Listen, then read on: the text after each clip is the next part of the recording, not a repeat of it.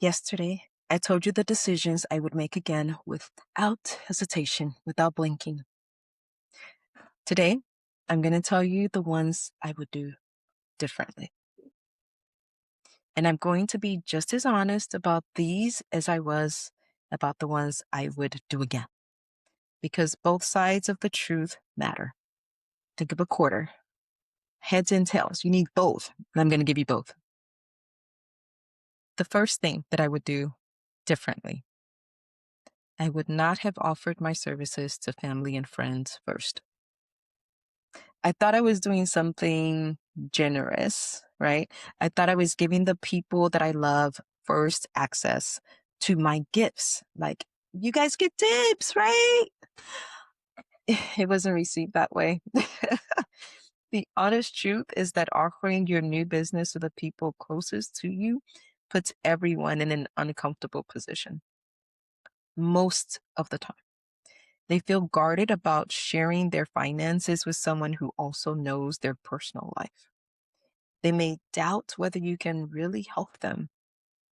And if they say no or stay quiet, it feels personal. They don't want to hurt your feelings, but they want to maintain the friendship, and they don't think they can look at you in the eye the same way if they've let you in deeper into this really personal space, because it's really personal.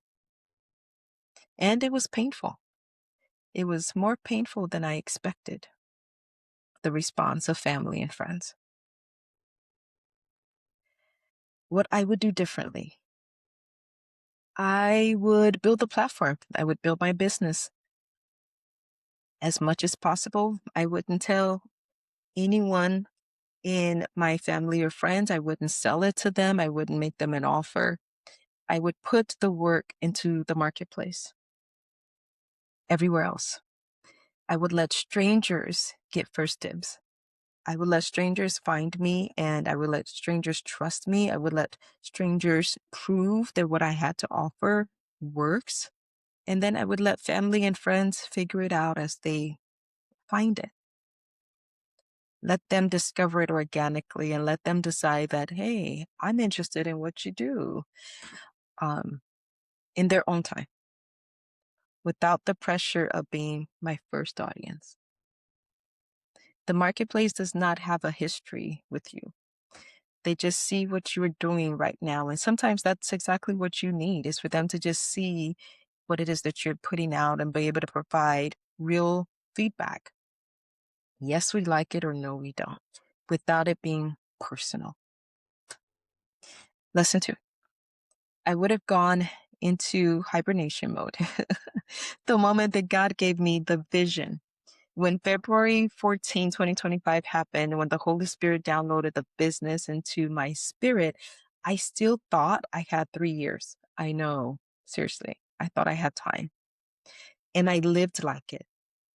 I continued spending the way I had before. I took vacations, I traveled, I socialized. I lived my normal life from February all the way through October. And you know how a bear knows winter is coming? The bear does not wait until the first snowfall to actually start collecting food for the winter months.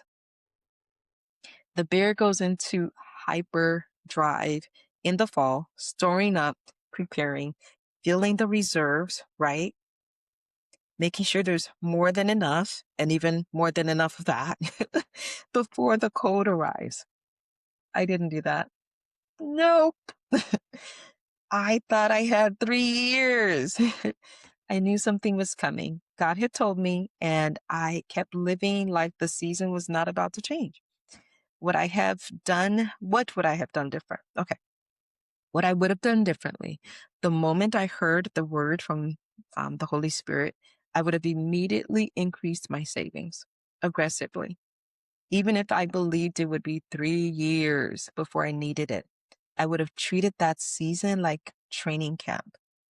I would have prepared before the game, right? Instead, I kept spending like it was summer. And when October came and the income stopped, literally, I had less cushion than I should have had. Lesson 3. I would have brought my son into the business from the beginning. I took a very by myself approach to building this, right? I do a lot of things by myself. I did the business alone as well, and I did not have to. My son was right there in the same house. He's capable, he's smart, he has skills, but I was not utilizing them. Even as a teenager, 17 years old, he could have done something. There were things I could have asked him to help with, tasks that were age appropriate, ways to make it feel like something we were building together. I could have made it fun. I could have given him ownership, accountability, responsibility.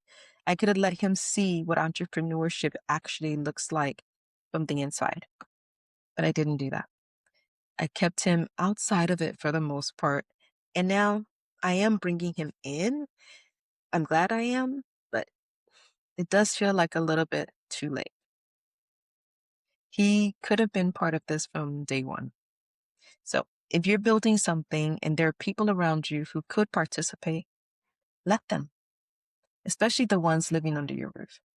Because sometimes the people closest to you are also the teammates that you've been overlooking. A teammate, not a client. These 3 lessons cost me something, but none of them were wasted because now I know. And knowing is the beginning of doing it differently. Knowledge, understanding, wisdom. Now it's your turn. If you are planning a transition of any kind in the next 1 to 3 years, start your hibernation today, not when it feels urgent. Don't wait till it's urgent. Start today. Open a separate savings account if you do not have one. Put something in it this week, any amount. Don't label it as small. Because the bear does not wait for snow to start collecting. Winter is coming. Start now. Tomorrow is the last video, and I'm going to tell you exactly where I am right now. 14 months in. Still standing.